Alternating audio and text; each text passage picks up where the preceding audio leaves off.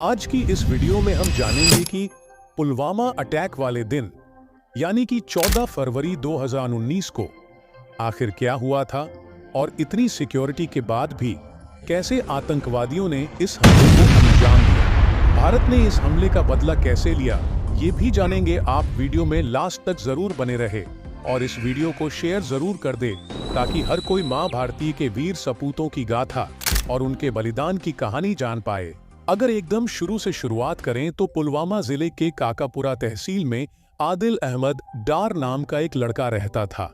19 साल का ये लड़का मार्च 2018 में अपने 12वीं कक्षा के एग्जाम देने वाला था, लेकिन ठीक एक महीने पहले यानी कि फरवरी 2018 में इंडियन आर्मी के खिलाफ आदिल एक प्रोटेस्ट में हिस्सा लेता है।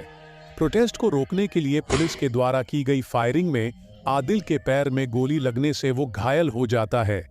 इस घटना से आदिल अहमद डार के मन में भारतीय लोगों और भारतीय सेना के खिलाफ घृणा पैदा हो जाती है। बदला लेने के लिए वो जैश-ए-मोहम्मद नामक आतंकी संगठन को ज्वाइन कर लेता है। आखिरी बार आदिल को उस मन में इंडियन सिक्योरिटी फोर्सेस के खिलाफ बदले की भावना और ऊपर से बदला पूरा होने पर ऐसा इनाम। इंटेलिजेंस एजेंसीज के हिसाब से ये पुलवामा अटैक 9 फरवरी 2019 को होने वाला था, क्योंकि 6 साल पहले 9 फरवरी के दिन को 2 कारणों से पुलवामा अटैक टल गया।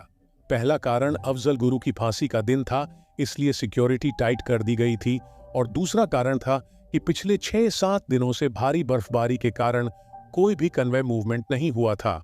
इसलिए 14 फरवरी 2019 को एक ही कॉन्वॉय में 70 सीआरपीएफ की बसें जम्मू से श्रीनगर जाने वाली थी।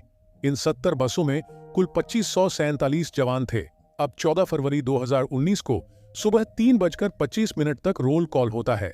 रोल कॉल यानी कि एक प्रकार की अटेंडेंस। उसके बाद 3 बजे बसें रवाना हो जाती हैं और रवाना होते ही स्लीपर सेल के द्वारा पाकिस्तान में स्थित जैश-ए-मोहम्मद के हेडक्वार्टर में खबर पहुंचाई जाती है। फिर वहां से पुलवामा में स्थित जैश-ए-मोहम्मद के ऑफिस में अटैक कैसे और कब करना है, इसकी प्लानिंग की जाती है। अब आदिल अहमद डार अपनी तैयारी में जुट जाता है।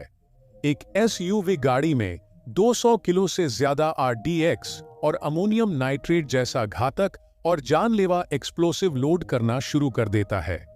ये एक्सक्लूसिव पिछले 6 महीनों में थोड़ा थोड़ा करके पाकिस्तान से पुलवामा में लाया गया था। इसका मतलब पुलवामा हमले की तैयारी जैश-ए-मोहम्मद के हेड मसूद अजहर ने 6 महीने पहले यानी कि सितंबर में ही कर दी थी।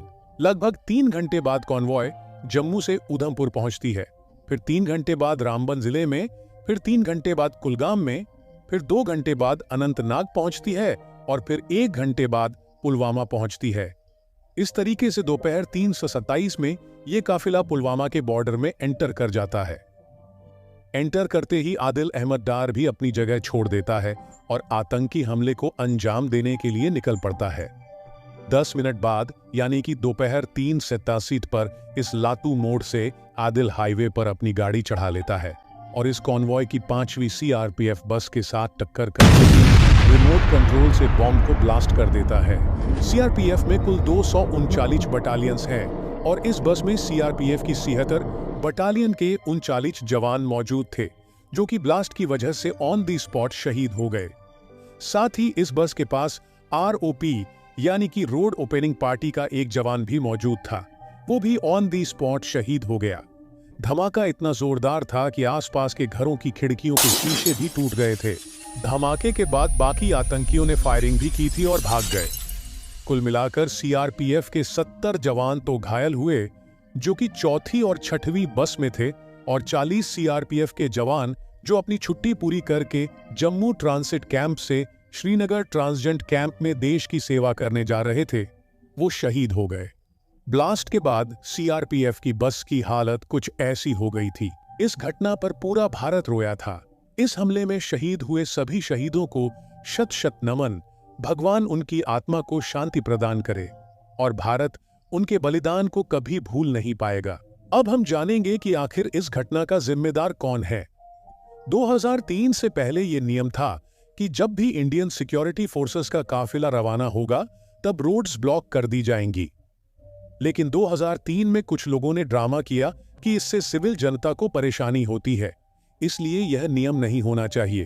और 2003 के बाद सिविल जनता को कन्वे के साथ चलने और सीआरपीएफ की बसों के बीच में अपनी गाड़ी ले जाने की परमिशन दे दी गई। अब इस दुखद घटना की दूसरी गलती को ध्यान से समझिए। जब भी कॉन्वॉय मूवमेंट होता है तो वो स्टैंडर्ड ऑपरेटिंग प्रोसीजर के थ्रू होता है, जिसे आरओपी यानी कि रोड ओपनिंग पार्टी कंट्रोल करती है।